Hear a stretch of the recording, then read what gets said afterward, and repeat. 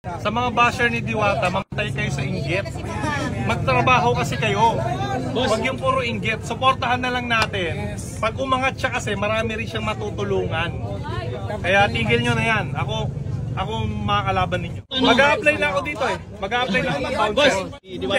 Pinablog natin para makita ng suporta. Kasi the more na magbablog tayo dito, the more na mas magiging aware yung mga tao, the more na mas pupunta sila dito. Okay? So walang problema doon kahit araw-araw mong i-vlog si Diwata. Alam mo kasi, kahit anong gawin mo sa buhay mo, meron at merong masasabi yung mga tao sa'yo. Gumawa ka ng mabuti, di ba? May masasabi. Di ba? Eh di gawin mo na lang kung anong gusto mo. Yun. Di ba? Tama! Anong masasabi mo sa pagkakang sa hirap ng pinagdaanan ni Diwata, may magandang Yan naman talaga eh. Kung mahirap yung pinagdaanan mo, most likely, magtatagumpay ka. Basta huwag ka lang susuko.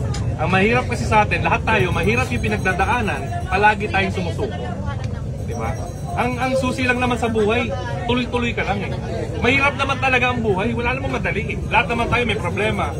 Siya meron, kayo meron.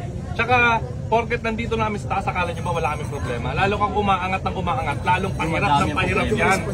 Ang daming naghahanap sa kanya ngayon, ang daming lumalapit, mga vlogger, ang daming nag-i-invite, ang daming yung mga taong hindi niya kilala. Ngayon, kilala na siya. Mas mahirap kapag nasa taas ka na, kasi hindi mo ma-identify kung anong kailangan ng tao sa'yo. Hindi mo alam kung gusto lumalapit lang ngayon kasi kailangan ng pera, gusto sumikat o something. Mas mahirap na pag nandito ka. Kaya nga sinasabi ko lagi, lagi mo lang kausapin or bigyan ng oras yung mga taong sumuporta sa'yo nung walang-wala ka pa. Kasi doon mo makikita yung totoong tao eh. Nung wala ka, nandyan siya eh. Diba? So doon yung na-identify yan. Kaya kami, ngayon, lalo na ako, lalo na si Boss Armin, si Diwata, mahirap na namin ma-identify kung ano ba yung intensyon, totoong intensyon ng tao sa amin. Kahit ka mag-anak mo minsan eh. Diba? Kahit ka mag-anak mo minsan, iba yung intensyon sa'yo. Hindi mo alam. May gusto ko sabihin? Ang gusto ko lang sabihin, yun lang, nagpapasalamat ako at mainit ang iyong pagtanggap sa akin. Ibisita ako dito ulit, syempre, kasama yung mga kaibigan ng vlogger. Boss Toyo, punta ka dito. Si Boss Toyo, siyempre ako din naman gusto ko magpasalamat sa inyong effort. Bigyan niyo ako ng panahon para mabisita yung Diwata para sa Overdue. So siyempre isang malaking karangalan din para sa akin.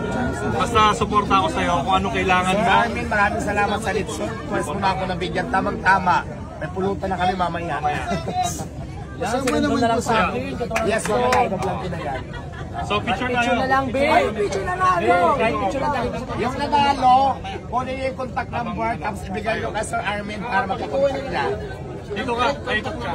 Sama kayo, picture tayo. Dito kayo. Tapos kayo. Picture tayo. Mas background yun sa akin. Alam, madagal ako ulit sa ni Diwata. Hindi, hawakan mo ito. Hawakan natin ito.